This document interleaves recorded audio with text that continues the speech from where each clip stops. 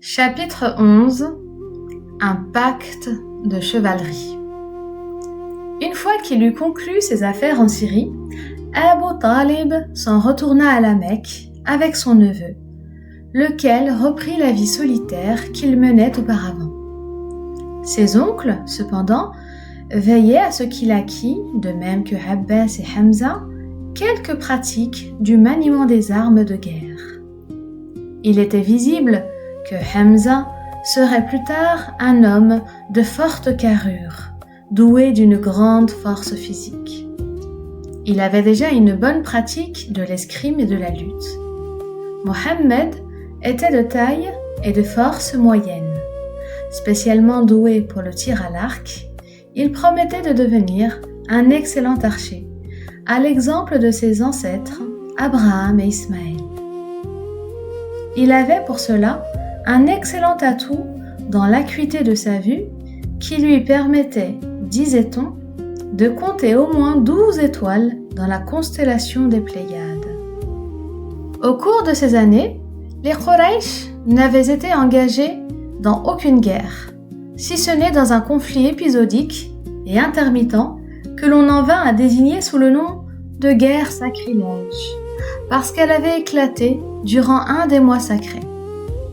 Un dépravé de la tribu de Kinana avait tué par traîtrise un homme des Amir, l'une des tribus hawazines du Nejd, et s'était réfugié dans la citadelle inexpugnable de Khaybar.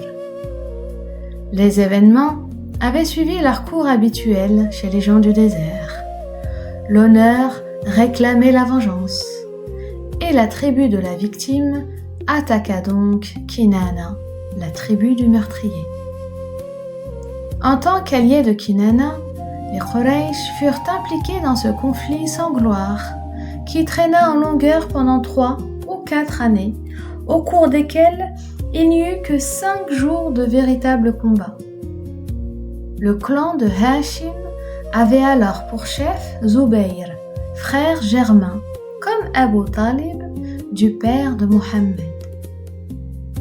Zubayr et Abu Talib emmenèrent leur neveu Mohammed avec eux à l'une des premières batailles, bien que, selon leur dire, il fut trop jeune pour se battre.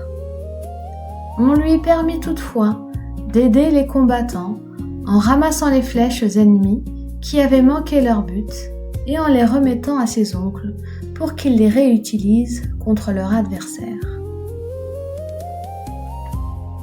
Mais au cours d'une des batailles qui suivirent, dans laquelle les Quraysh et leurs alliés avaient nettement le dessous, on lui permit de faire valoir ses talents d'archer et on le complimenta pour sa bravoure.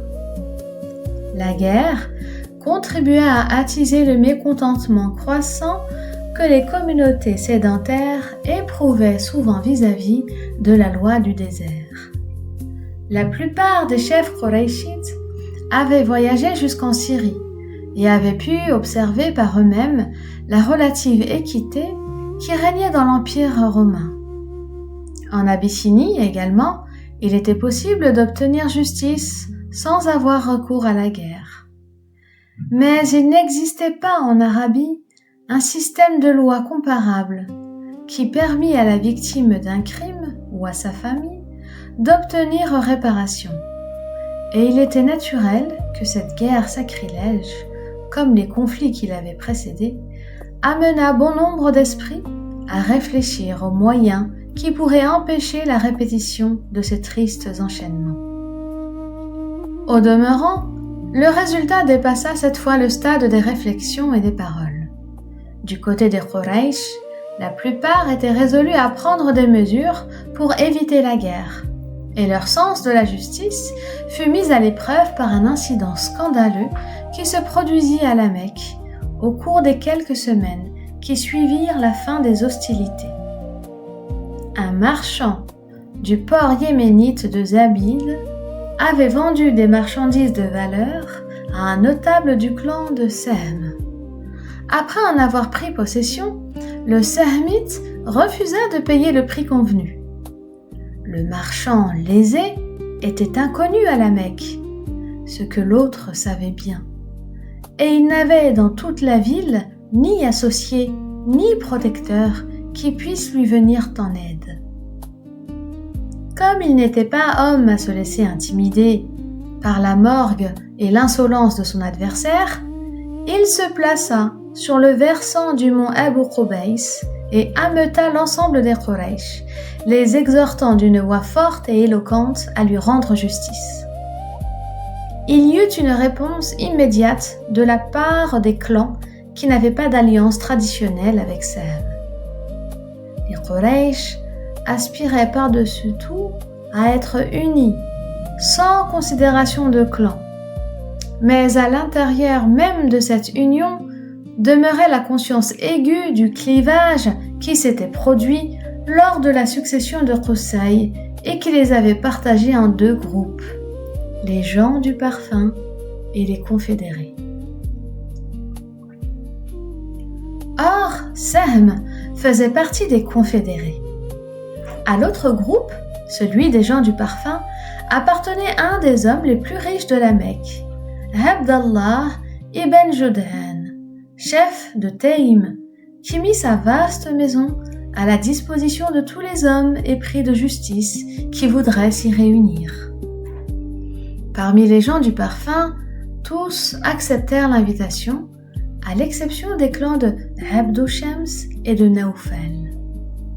Les clans de Hashim, Muttalib, Zuhra, Asad et Taïm étaient tous bien représentés, et Hadi, qui avait été l'un des confédérés, vint se joindre à eux.